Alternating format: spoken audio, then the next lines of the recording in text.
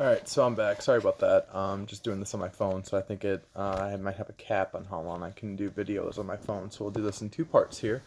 All right. So the fourth question is, what responsibilities have you had for managing your money? So, and it goes on to say, at what age did you take on these responsibilities? All right. So we'll just go ahead and say, what responsibilities have I had? Well, I'm older now. I'm 27 years old. I was in the military for 4 years. I've been out of my own now for 9 years.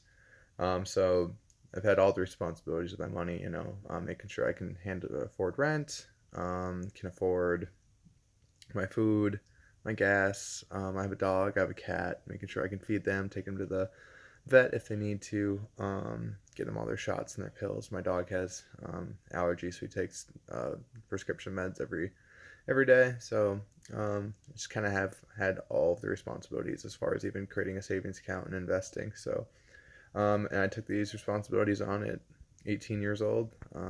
Yeah, just graduated high school, was 18 years old, and just moved right out of my mom's house. So it's been on 9, going on 10 years now.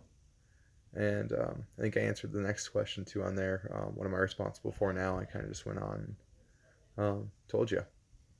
So the fifth question is, what is my strongest skills related to money management?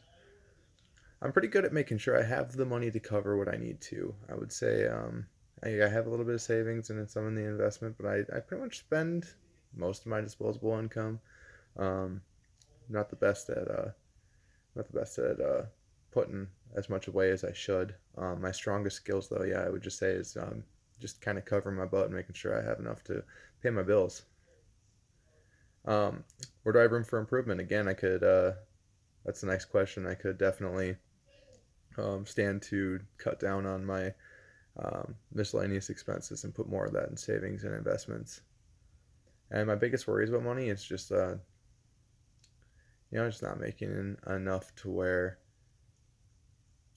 So I always say when I graduate college, I just want a job where I make $65,000 a year. Not obviously not starting, but that's the end game. It's like 65, 70 grand a year. 10 years from now, where me and the wife can just afford to send our kids to football camp and do stuff like that. And I don't need anything crazy or extravagant, but I would say my biggest worry is not finding something like that, or maybe getting laid off one day and not having enough of a savings account to cover a job search.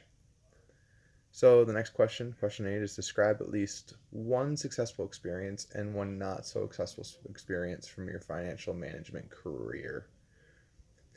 All right, so my successful experience when I was getting out of the military, I saved like no other.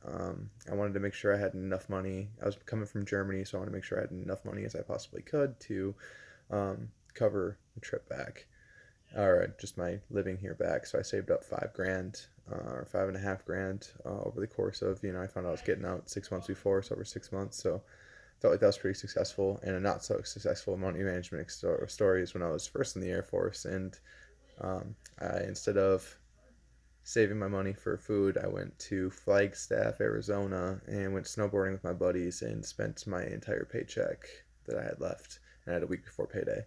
What I learned from these experiences, if you save money, you can accomplish your goals and it'll pay off. And if you go out and party with your friends on all your money, you're gonna have a really rough week or two until pay period.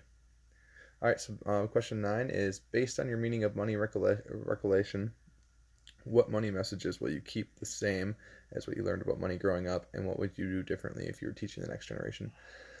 I think I'm just going to make sure my kids know that, just make sure they know the value of a dollar, right? Like I knew from that crayon story I told you about, the crayon piggy bank, but I think after that I kind of lost a little bit, and I just, 16, 17, when I was just spending all the money I got in my paychecks, and I turned 18, and I was like, hey, credit cards, let's just go stack up money because it's free money. And I just want to make sure my kids understand that, hey, make sure you have money in the bank, make sure you're able to save. And last question is, based on these reflections, what's the most important for you to learn from this class? Just kind of how to save, where to save, and where to put my money is kind of what I really like to learn, and to ensure when I'm, like I said, my biggest worry is losing a job and not having savings to cover my butt. So just making sure I have those things would be, or just make sure I have those bases covered and know how to do that would be amazing to learn from this class. All right, thank you.